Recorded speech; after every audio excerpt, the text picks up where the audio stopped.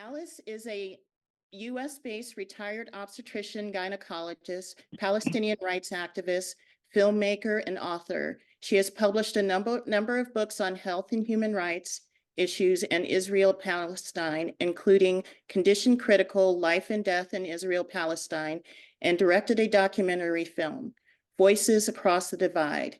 She has contributed to a number of personal transformations, a number of anthologies, most recently Reclaiming Judaism from Zionism, Stories of Personal Transformation, and What Jerusalem Means to Us, Jewish Reflections and Perspectives. In 2023, she published Finding Melody Sullivan, a young adult novel exploring grief and friendship in the setting of broader political questions raised by realities in Israel-Palestine, available in print and as an audiobook, and a middle grade novel, Old Enough to Know, about a 9-year-old Palestinian American boy and his grandmother from the Aida refugee camp.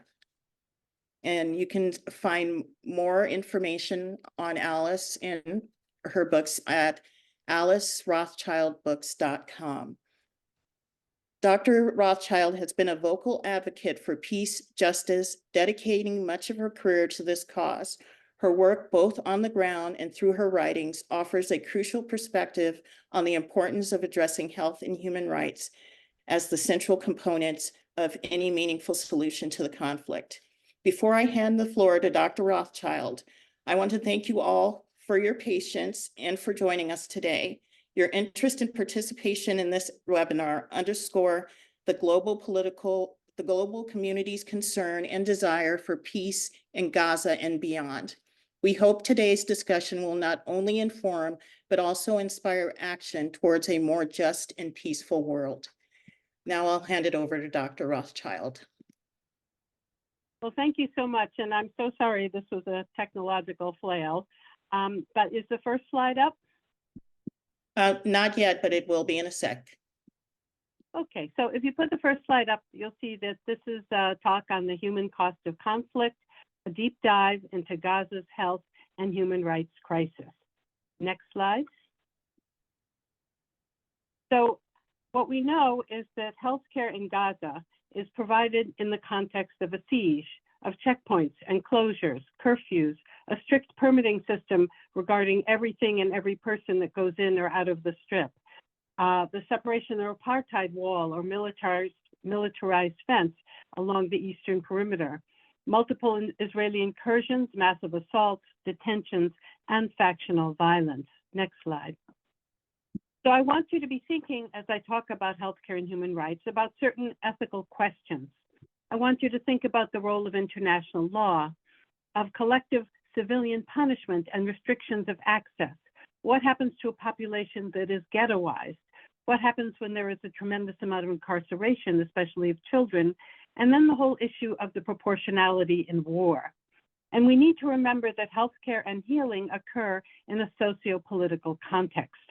So we need political solutions for health and human rights issues. And I want you to ask, why is life expectancy in Israel 10 years more than in the West Bank and Gaza? Why is maternal mortality 9 to 10 times greater in the occupied territories than in Israel? Now, we know that a number of prominent human rights organizations have said that the practices of the Israeli government amount to apartheid and repeated war crimes. And in 2021, B'Tselem, which is an Israeli human rights organization, stated, a regime that uses laws, practices, and organized violence to establish and maintain the supremacy of one group over another is an apartheid regime. Next slide. So the other thing we have is medical apartheid. And I'm going to read this slide because it's the sort of take-home message. More than 75 years of Israeli domination and dispossession has affected Palestinian life through occupation, siege, annexation, de-development, and permanent displacement of refugees, severely impacting the ability of Palestinians to access the essential building blocks of health. The fragmentation of society and destruction of the ability and opportunity to create essential institutions involved in healthcare has created a reality that is recognized today as medical apartheid. Two separate systems, two separate realities. And we see this in the impact on the disparities in life expectancy, maternal, and infant mortality. Now, medical apartheid does not happen by accident. The Israeli government has an active program of de-development of the healthcare system, of not allowing medication, testing, instruments that hospitals need, anything to build a new hospital. They do not allow that into Gaza. Then with the medical permitting, if patients need high-level care, they have to go through tremendous hoops to get the permit to get to Israel or East Jerusalem or beyond. These are hard to get, and oftentimes they come late. So there's this chronic lack of medications and equipment, as well as direct attacks on healthcare facilities in a population with a high level of conflict-related trauma. Next slide. And I also want to just mention that I do think that there is an impact of Zionism and medicine. So in 2018, the Israeli Knesset, which is the parliament, issued a nation-state bill, which officially legally privileges Jewish citizens of Israel over Palestinians. So there is a form of institutionalized racism. And so we have to ask, are Jewish Israeli clinicians able to see Palestinian citizens of Israel or Palestinians in the territories as fellow equal human beings? And it's important to note that last November, 100 doctors in Israel approved the bombing of Gaza hospitals. Next slide. So as I talk about health, I'm going to be talking about health in its broadest sense, which is the right to health. And this is a list from Physicians for Human Rights Israel. So the right to health involves freedom of movement, access to health services, clean water, modern sanitation, all the things that go into making a healthy society, including the ability to live in a nonviolent society. And the picture on the right is a patient education pamphlet from the Palestinian Medical Relief Society. So pregnant women get pamphlets about breastfeeding and taking their vitamins and what to do if you're stuck in labor at a checkpoint. Next slide. So I keep mentioning international humanitarian law. This was codified in 4 Geneva Conventions in 1949 that was designed to protect civilians in times of war, to treat as war crimes the murder of civilians, torture, rape, and hostage taking. So this is part of international law, how states relate to each other, and there are additional protocols relating to the protection of victims, as well as other agreements that prohibit the use of certain weaponry, military tactics, etc.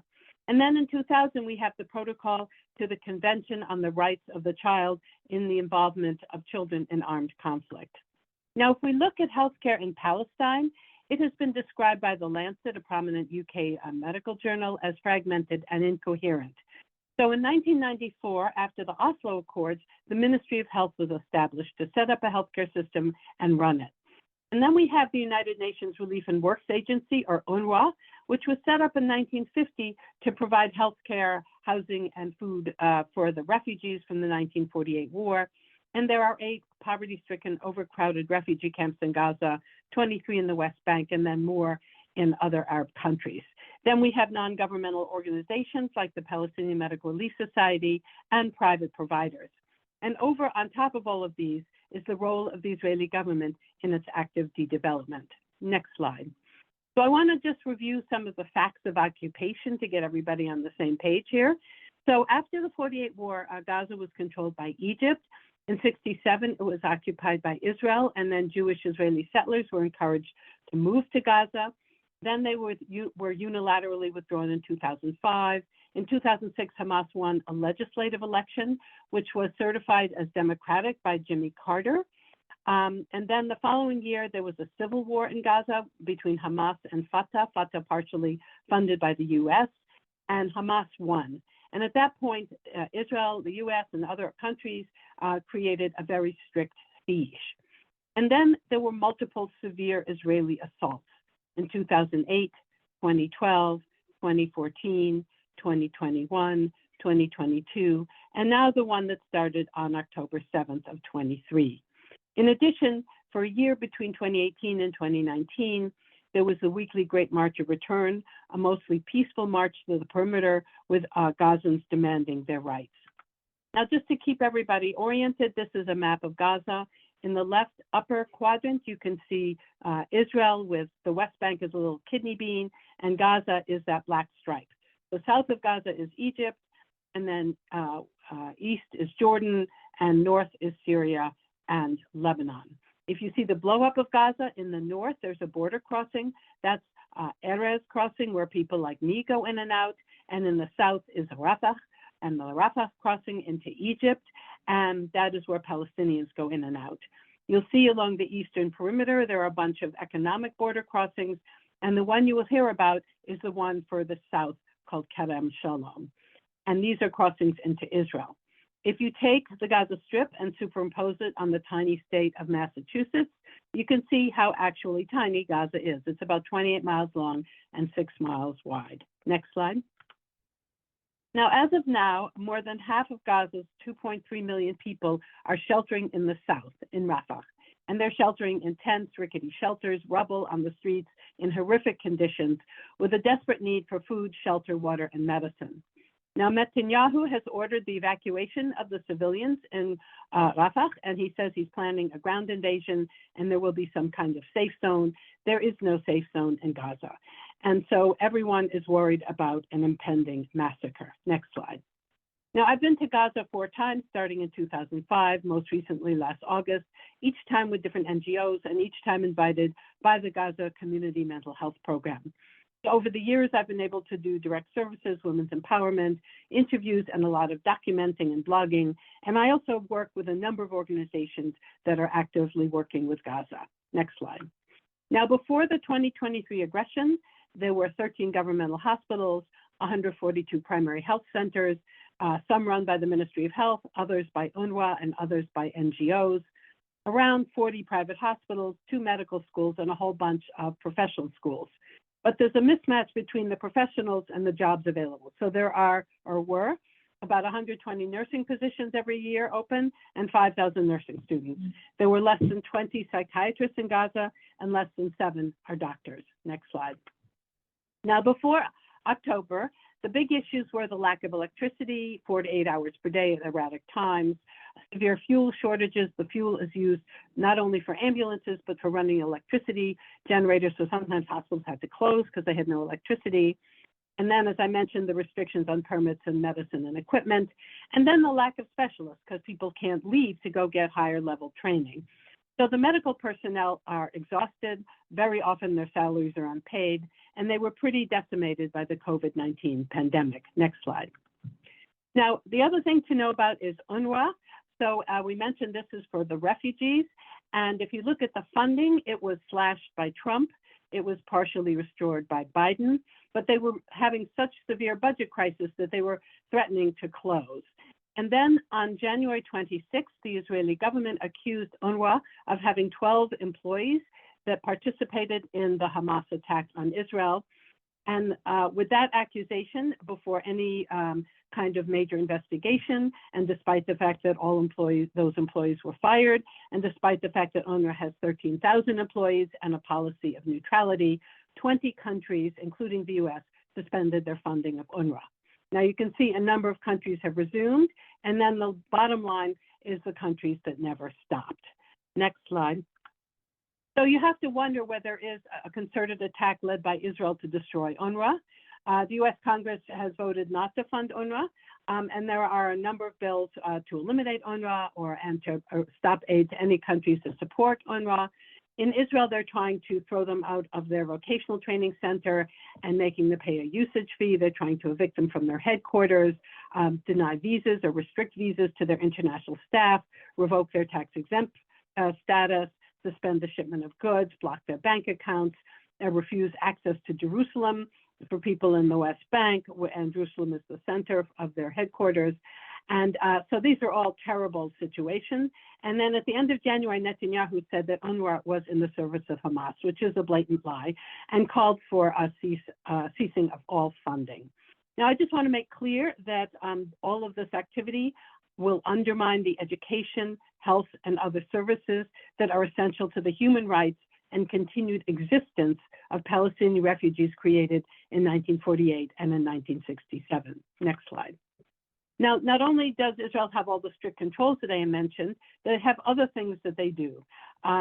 In 2014, they started fumigating farmland with herbicides along the perimeter fence to destroy the food source.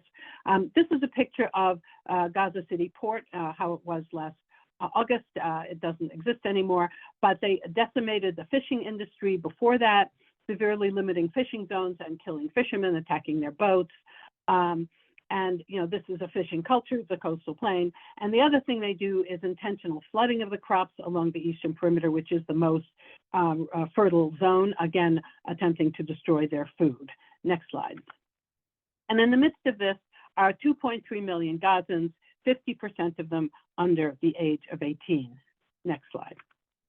Now, if we look at the healthcare system, there has been a total disintegration of the healthcare system. There are probably 33,000 now people who have been killed in Gaza, over 75,000 injured. There were 1,162 killed during the attack in Israel. In terms of Israeli soldiers killed in Gaza, 252, injured 1,523, and there are about 134 hostages in Gaza. If you track the Israeli airstrikes, the Israelis have bombed homes, civilian gatherings, markets, houses of worship, bakeries, restaurants, banks, ATMs, hospitals, healthcare facilities, ambulances. They've created a full electricity blackout and a lack of fuel. So at this point, 10 out of the 36 hospitals that we can track are partially functional. Massive, like tens of thousands of people are sheltering in these hospitals. And I just want to say that when you look at hospitals and international law, if a hospital is functioning as a hospital, delivering babies, doing surgery, taking care of sick patients, et cetera, et cetera, et cetera, it is against international law to bomb a hospital.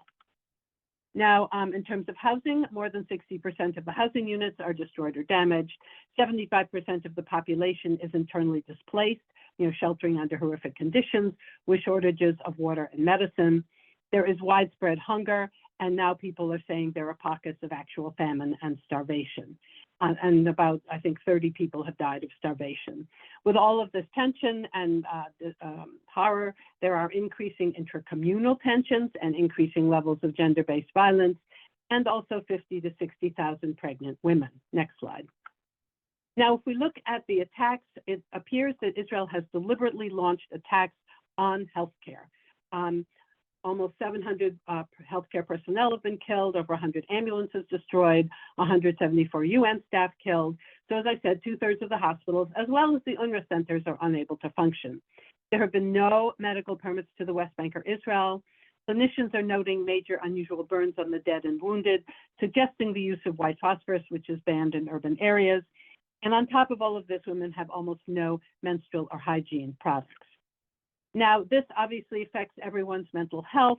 The children are particularly vulnerable. There are reports of children developing convulsions, increasing levels of bedwetting. Bedwetting has been a chronic problem for Palestinian children, rising levels of fear, aggressive behavior, nervousness, and refusal to leave their parents' side. So at this point, UNICEF has declared that Gaza is the most dangerous place in the world to be a child. If you look at the crossings in Rafah in the south, in Kerem Shalom, which is the one with Israel, there are hundreds and hundreds and hundreds of trucks carrying supplies that are very, very intermittently let in. And once they get in, the roads are impassable, they're cratered. And as you know, humanitarian groups have been shot at and killed. Most recently, a humanitarian trip that came by ship. So there are now ships coming and airdrops, and everything's getting suspended because the Israelis have been attacking these humanitarian supplies. Telecom blackouts have been on and off, mostly off, and the Israeli Defense Force has damaged or destroyed the libraries, archives, museums, and all the universities. Next slide. There has also been major damage to cropland. Somewhere between 33 and 48% of cropland and tree cover is completely damaged. A fifth of greenhouses, almost 500 agricultural wells, and then most of the agri-food infrastructure. 70% of the livestock have either been killed or slaughtered prematurely. The soil and groundwater is contaminated. The air is polluted by smoke and particulate matter. The water, which was contaminated before, is still contaminated, but the infrastructure and the ability to clean it have been destroyed. And so water is actually being used as a weapon of war. And most sewage pumping stations are also not operational. Next slide. All 5 wastewater treatment plants have been shut down, and what that means is that raw sewage is being continuously dumped into the Mediterranean Sea, where people are washing their clothes and in desperation bathing and sometimes drinking the water. It got much worse with the cold, rainy weather and flooding. I've been in Gaza in January. It's miserable. So we had raw sewage flooding into the streets. With this horrific hygiene situation, diseases like chickenpox, scabies, lice, and diarrhea, respiratory illnesses, and hepatitis C are spiking. There are over 9,000 people awaiting transfer for medical treatment abroad. More than 10,000 cancer patients are at risk for death because there is no treatment for cancer available. And I should also add that people with chronic diseases like diabetes, hypertension, et cetera, are not getting care either. Next slide.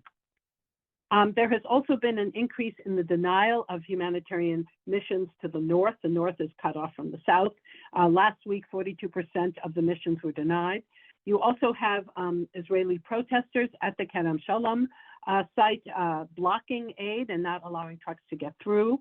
You have a high risk of explosive and unexploded ordnance. And meanwhile, Palestinian armed groups continue their indiscriminate rocket fire into Israel and the on-the-ground fighting, and civilians are caught in the middle. So more and more human rights groups and legal groups are looking at this and calling it a genocide with multiple war crimes. Next slide. I just want to give you the update on the Gaza Community Mental Health Program. When I was there last August, they talked about their 3 centers. This is their newest one, built in 2019. They were very proud of this center, very state-of-the-art. And they also worked out of 5 mobile clinics. So they do a lot of training, direct care, community education. They work a lot on reducing the social stigma of mental illness, and they have a telephone hotline. Their focus has been women, children, and prisoners, and treatment of chronic traumatic stress disorder, because as you can imagine, in Gaza, nothing is ever post-traumatic. Everything is ongoing. And they're very, modern, evidence-based intervention kind of place. So since the war started, there was massive bombing in this area. The roads were all crated, the windows were blown out, and the centers all closed down. The hotline was open, but no one had electricity and no one could use their phones. The patients were given the contact numbers of their therapists, but they couldn't contact them. They had to then buy their own meds, which they used to get for free, but the pharmacies didn't have the meds and the patients don't have the money. And on top of that, the staff are as traumatized as the patients. The staff fled from the north to the south. The staff are living in tents and in rickety shelters. In March 6th, they were able to open 2 small clinics in Deir al-Balah and in Rafah, so they have tried to resume some of their work. Next slide. I've been trying to find out what happened to the building, and yesterday I got this picture on WhatsApp from a friend. This is that same building. A picture was taken in February, so you can see it's totally destroyed and the area is just decimated. Next slide. I also want to do a quick update on Al-Shifa Hospital. This used to be the main hospital in Gaza with 700 beds, serving 500,000 people on a huge complex with 1,500 staff. Next slide. Last November, it had previously been bombarded, particularly the surgeries department, coronary care division, a warehouse, and the maternity outpatient clinic. And then on November 15th, the Israeli troops and tanks entered, took control of several sections of the hospital, started interrogating people. They stormed nephrology and internal medicine, and they detonated a medicine storehouse. Next slide. At that point, there were about 7,000 people sheltering inside. On the 15th of November at 9 a.m., they were ordered to leave in 1 hour, which was impossible.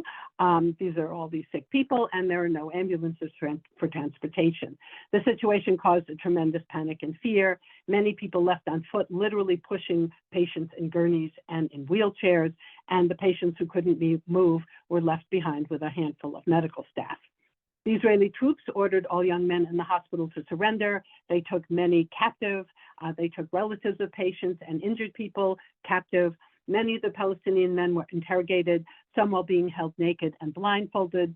And Israel has accused Hamas of placing a command center below Al-Shifa Hospital, and the hospital officials deny this claim. And I also have colleagues who work in Al-Shifa, and they totally deny this claim. The New York Times was able to get in and said that the findings were unconvincing. Patients did die in the ICU and the NICU. This is a very famous picture of babies in the NICU. When their incubators failed, they snuggled them all together, hoping that they could stay warm. There was a resurgence of the hospital working in February with some resupply of fuel. And then on March 18th, the Israelis launched a massive attack. At that point, there were 30,000 people sheltering, and the attack ended on the 31st. This is a picture of Al-Shifa now. The Israeli forces claim this was a precise operation. They came in with 6 tanks, 100 commandos, and said they killed 300 terrorists and arrested 900 people, and they found major stockpiles and lots of terrorists. The Hamas people and the hospital staff totally deny this. And they talk about horrific conditions, bodies everywhere, tanks running over them, destruction, children dead, innocent dead, unarmed civilians being killed, executed style. And some doctors reported that they were stripped and humiliated and detained, and patients died without any electrical power, oxygen, water, food, or medications. And they also reported that companions of the patients were often arrested, executed, or displaced somewhere else. So this is a horrific situation going on.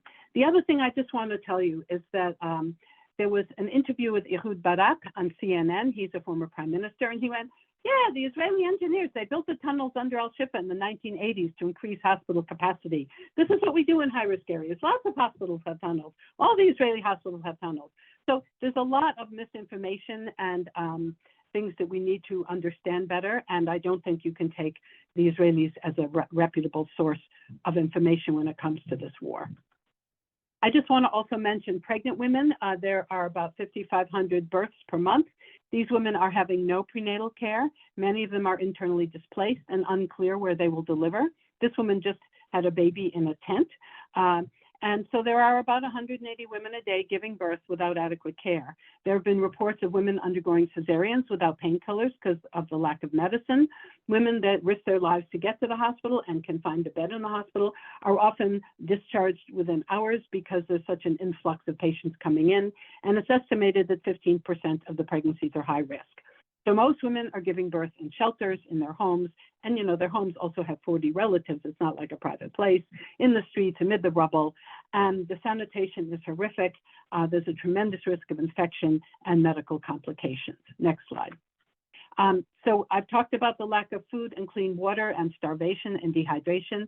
Obviously, pregnant women, breastfeeding women, and babies are much, much more vulnerable.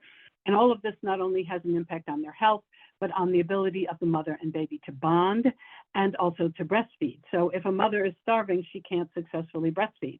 So then she needs to have the money to buy formula. She needs to find formula. She gets the powder. Then she needs to mix it with water. The water is all contaminated. You can just see how this is a catastrophe. So we expect to see rising maternal deaths due to lack of care. And there's also a psychological toll on reproduction. There's been a documented 300% increase in stress-induced miscarriages.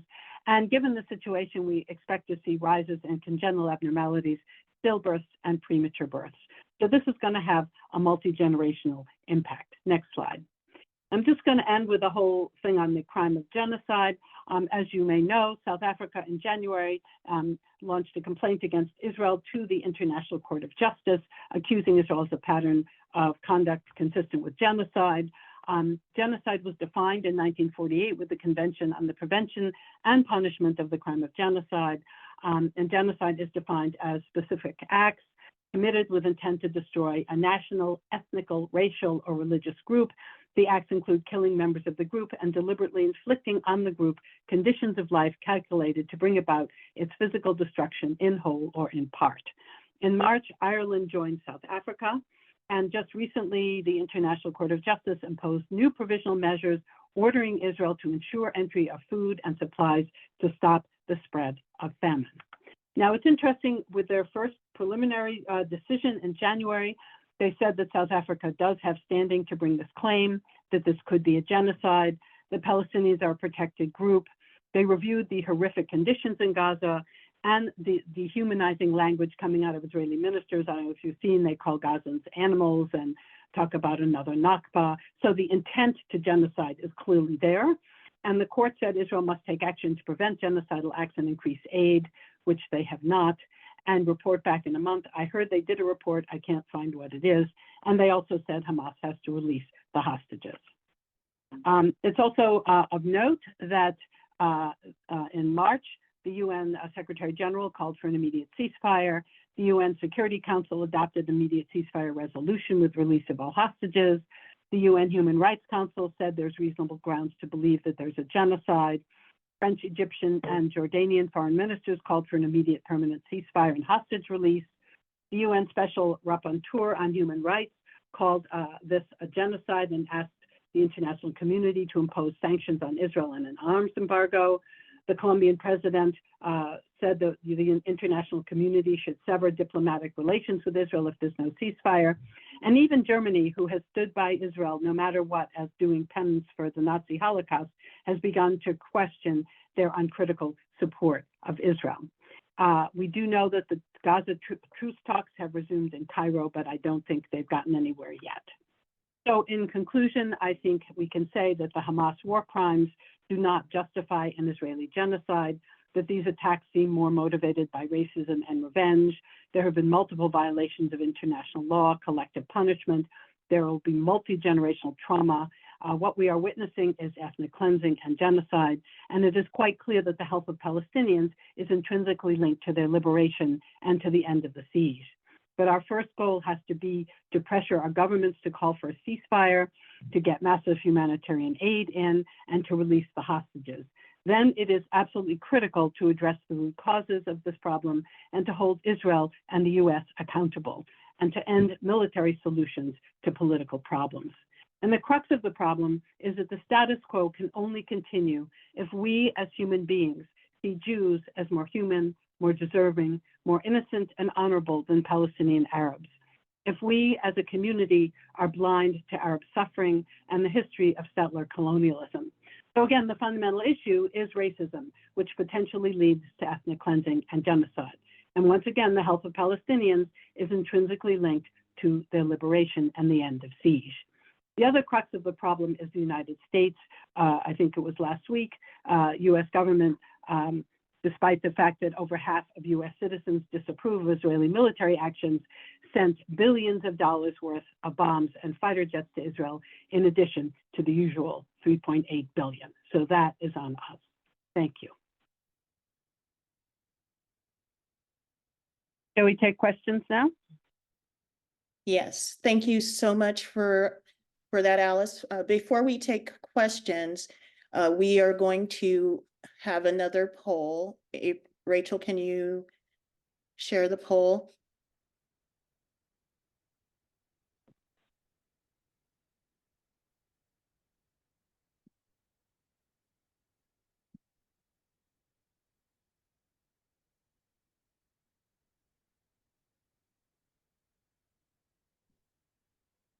Let me know when we have had everyone vote. Yes, What we is the have, and I'll poll? share the results here. Okay, we have 100% voting, voting in favor of an immediate ceasefire. So do we have any questions so far in the chat, Rachel? I don't have any here. Oh, we do have one question here from Allison. I can read it out loud here. What do you think the most important thing is that we as US citizens can be doing at this time? That's an excellent question because we're part of the problem. So I do think that there are a number of things that we can be doing, and one of them is what we're doing now. We're getting educated.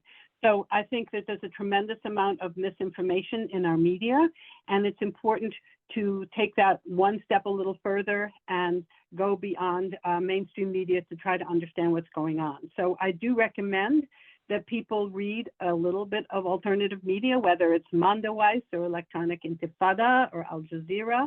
You can find out a lot by just going beyond mainstream media.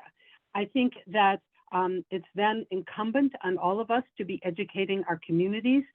I saw a poll a couple of weeks ago, and over half of US citizens didn't know who had had more losses, the Israelis or the Gazans. So there's a tremendous lack of education out there in the community. And then I think the main thing we need to do is to pressure our elected officials, because if we stopped funding the Israeli military machine, they would have to stop the fighting. And if we stopped providing them with political cover, then they would have to stop. So it's really in the hands of our elected officials, who are, sometimes I feel like it's like banging your head against the wall. But if you look at what's happening in Congress, there is gradually more and more people are becoming more and more aware of what is going on, and that standing with Israel, right or wrong, is not a healthy policy. And I also think that if Biden really wants to get elected, he needs to pay attention to that. So I think working on elected officials, getting out and protesting, educating in your communities, educating yourself, that's what you need to do. If you want to go beyond that, there's donations you can make to various groups, but I think that our main role is to work on getting a ceasefire. Thank you. And we have a question here from Stephen Lewis Goldstein. Why do you think there's been such moral panic over the younger generation embracing Palestinian liberation? Asking as a Jewish person, do we need to imagine new institutions for Jewish life that reject Zionism and acknowledge the public health crisis? Another good question. So when I look at sort of the history of Jews in the US, what I see is that particularly after World War II and after the Nazi Holocaust, there was a tremendous amount of fear and appropriate angst and depression and terror at what had happened, and a tremendous belief that the state of Israel was needed, quote, to keep Jews safe. That this idea, at a time when everybody else was decolonizing, that it was okay for Jews to basically colonize an area of the world where there were Jews, but there were a majority Arabs. And so the sort of belief in the rightness of Israel and Israel's right to dispossess the indigenous people and to set up a Jewish privileged state reigned very strong in the Jewish community. And that's the tradition I grew up in. I mean, we loved Israel. It was like the perfect country. And I always used to say, Ben Gurion is my George Washington, And so what happened in the US is that as the 50s and 60s and 70s went on, that Jews actually weren't that religious. And so the way that Jews had religion was that Israel became their religion, that the love of Israel was the way to be Jewish. And if you didn't love Israel, then you weren't a good Jew. And so that's sort of the place where a lot of people lived for several decades. But what happened was that then they had children and grandchildren, and these children learned about democracy, and learned about racism and Islamophobia and all the things that we learned about. And they didn't have the trauma of the Holocaust to make them want to just circle the wagons and not look at what's going on in terms of the impact of that ideology, the Zionist ideology. And so the younger people are saying, wait a minute, if we're fighting for civil rights in the US, how can we support a country that doesn't have civil rights for Palestinians? Or if we're fighting for anti-colonialism, how can we support a country that is occupying half of its population from the river to the sea? So these kind of contradictions got more and more difficult to justify. So what's happened is that younger generations are saying, we're not going to buy that.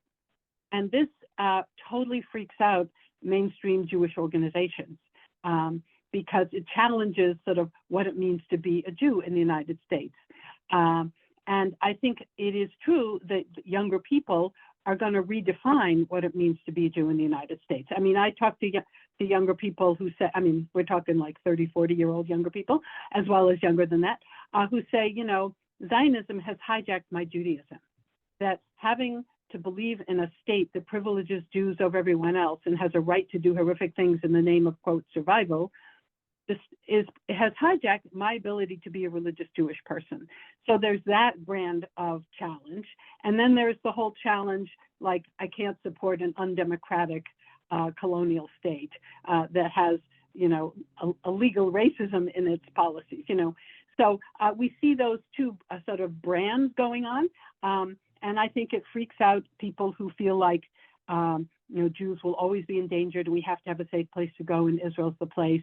Even though I don't think that Israel, as is currently constituted, has made life safer for Jews. And I think that ultimately, it's not never again for Jews, it's never again for everybody. And that we actually are safer as a minority population in a multicultural, tolerant society. I think that the contradictions are much clearer for younger people, and they're willing to look at questions that their parents and grandparents are not willing to entertain. And so that's why the pushback is so strong. I mean, I don't know if people are aware of there are like millions and millions and millions of dollars spent monitoring all speech on Israel and Palestine, attacking people who challenge Israel, taking down academics, taking down, physicians, taking down students, all sorts of horrific things happen because there's a sort of silencing that goes on in this country around questioning Israeli policy. And that's because the mainstream is really freaked out about what young people and people like me, sort of anti-Zionist type people, are the questions we're raising. Okay, we're close to the top of the hour, but would you mind staying another 5 minutes? Oh, no problem, no problem. Okay. I got, murdered by technology. I'm going to hang on here. Thank you. So this next question is from Jules Spencer. Does the U.S. benefit from supporting Israel? A very good question. So I think that Israel has had several different jobs for the U.S.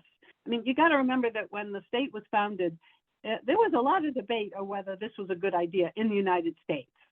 And then Israel became the sort of bulwark in the Middle East for the United States against Nasser in Egypt and the Soviet Union's influence. So it was sort of its anti-communist buddy in the Middle East. And then, with the increasing need for oil, even though Israel doesn't have oil, they do have natural gas off the coast. But then it was the U.S.'s foot in the door to the oil-rich countries. And then after 9/11, they were our little buddy fighting terrorism all over the world. So Israel has been thought to be useful for U.S. foreign policy in those kinds of ways. And, also, no one wants to be called an anti-Semite, and no public official in their right mind wants to be called an anti-Semite. And so because there is a confusion between supporting Israel and or criticizing Israel and anti-Semitism, this gets mixed up. And so people who criticize Israel are then called anti-Semites, although they're two different categories. So, Israel has had a role for the United States. I don't know whether, I'm not going to say it was a useful role, but that was sort of the foreign policy role. And I think the sort of fighting terrorism, creating a militaristic security state stuff is its primary role right now. The other thing we got to remember is that there are some 30 million or so Christian Zionists. And for them, this really kind of blossomed after the '67 war. And Christian Zionists got very, very focused on trying to encourage all of us Jews to go, quote, back to Israel, even though we weren't from Israel, because they wanted to have the coming and the apocalypse and all those kind of things. And either we would die or we would convert, but that was, a small problem for us. And so all of these Christian Zionists have spent a huge amount of money and political power encouraging Israel to be Israel and encouraging Jews to go back. And so they are a big supporter of the settler movement. So there are now, some 700,000 Jewish settlers in the West Bank and East Jerusalem, and many of them, the settlements have been funded by Christian Zionist groups. So there's that sort of weird religious thing going on that also Israel is useful for Christian Zionists.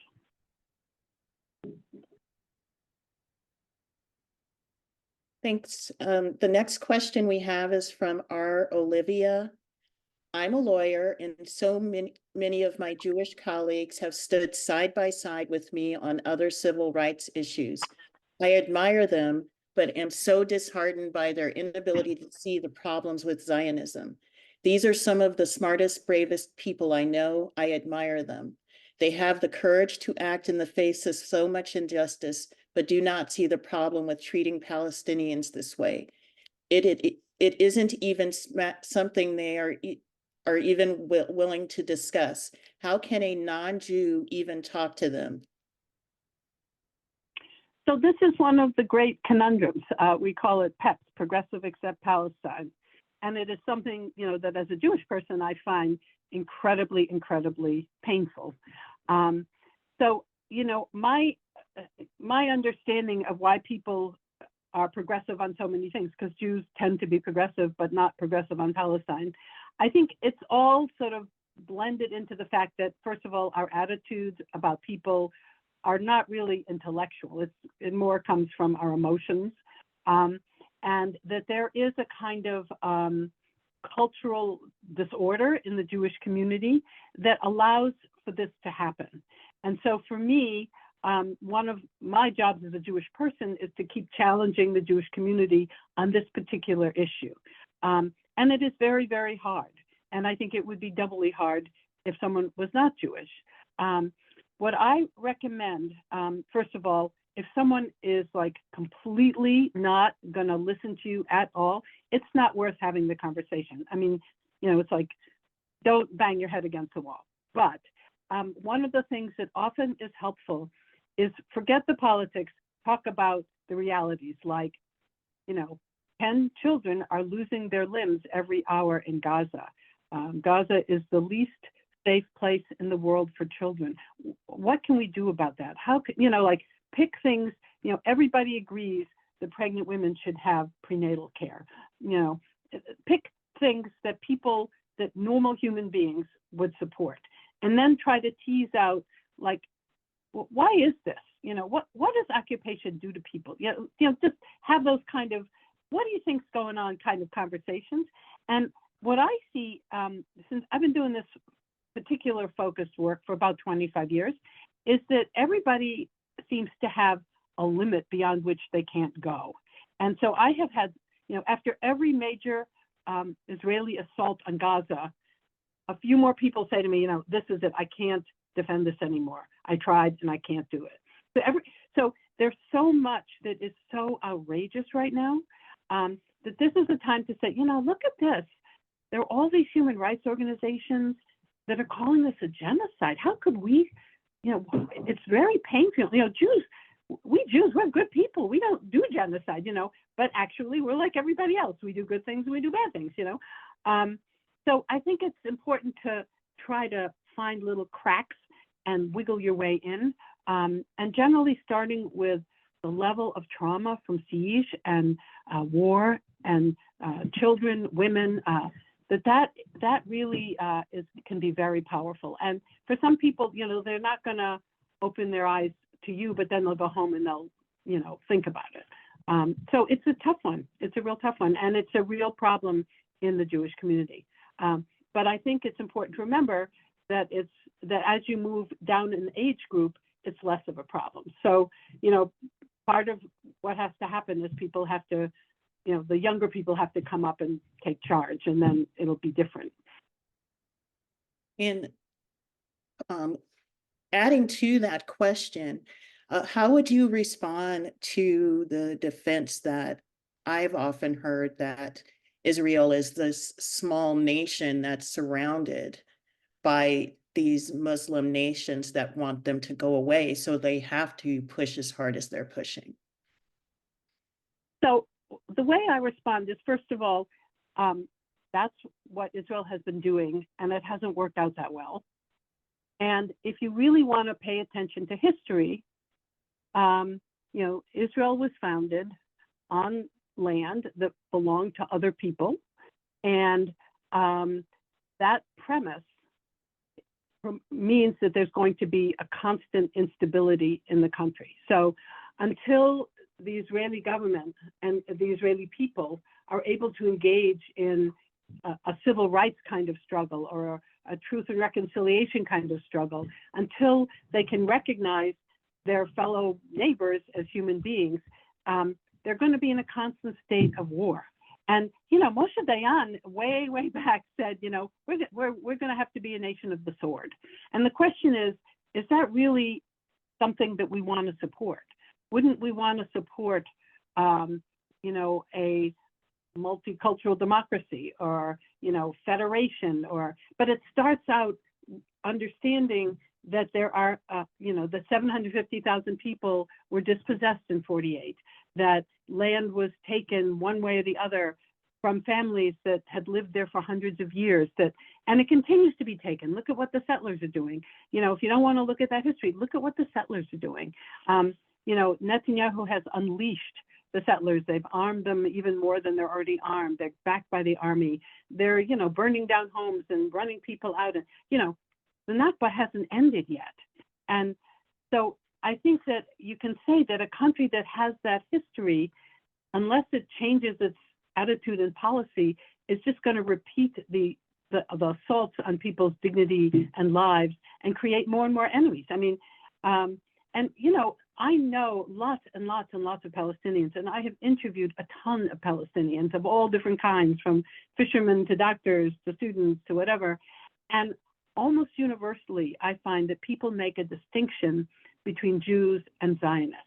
So when I'm there, I am publicly Jewish, and I am very welcomed. And I'm welcome because I'm not there to take something, and I'm not there to lord over something, and I don't carry a gun.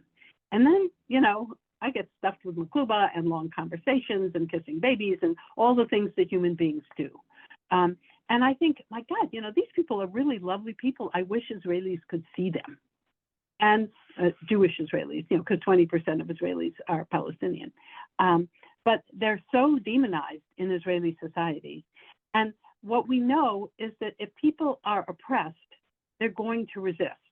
And Israel cannot expect to have a peaceful future if part of its future involves constantly doing harm to Palestinians. And I cannot believe that Jewish safety is predicated on hurting Palestinians. That is not a sensible, thoughtful, just kind of foreign policy or internal policy. So there has to be a huge mind change happen for there to be a different kind of situation. But the setup of, you know, this is just a tiny little state in the middle of all these Arabs. You know, first of all, half of Israelis are Arabs, which is a whole nother thing they don't want to talk about. And, you know, the Israelis have been doing harmful things to these people for decades. And so, of course, they're enemies. So, you know, if you oppress people, they will resist. And I think that that's a big problem that Israel has. And it's not just a tiny country. It's one of the biggest arms military forces in the world, and one of the biggest arms dealers, and one of the biggest producers of surveillance that they sell to all sorts of reactionary regimes. Is this the country Jews wanted to defend? I don't think so. I think that, you know, my parents would be ashamed, and my parents were ardent Zionists, and I think they would be ashamed, and they would realize that something has to change. Okay, we'll take one more question. It's from Batsabeh Seifu, and forgive me if I said your name wrong. What do you think of the religious underpinning of this, including from fundamental evangelicals in the U.S.? Right. So, you know, I'm a secular person, but I understand that there is a lot of good in various religions, that religion can help people to be more moral and decent and all that kind of stuff. In this setting, I think religion is used to hurt other people.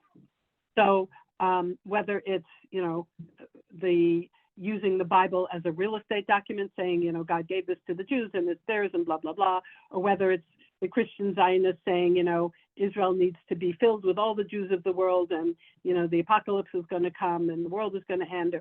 It doesn't seem to be a very positive force.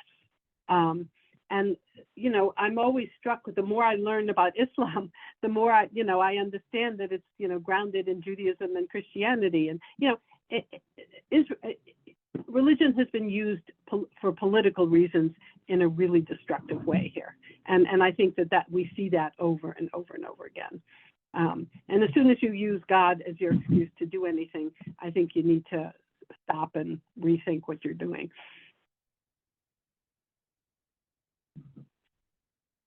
Well, thank you so much, Dr. Rothschild, for your time today.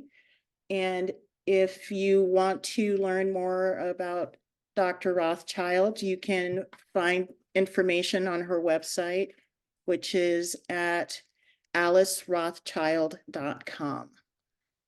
And I also, I should just say, I do a weekly health and human rights update on the war on Gaza, and it's through Jewish Voice for Peace Health Advisory Council. So that's jvphealth.org. Comes out every Monday. If you want to know sort of human rights, health stuff, what's going on, it's just like a couple of pages of this is the update. And Dr. Rothschild, thank you once again for joining us today, and thanks to everyone who was patient through our technical difficulties. And also, Dr. Rothschild, thank you for hanging in there and trying every single thing possible in order to log on today. Oh boy, if there's anyone who understands Zoom, please call me.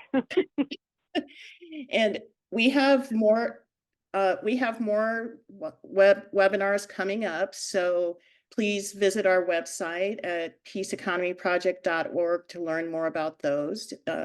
We've added that into the chat, as well as Dr. Rothschild's website. And thank you all for coming. Well, thank you.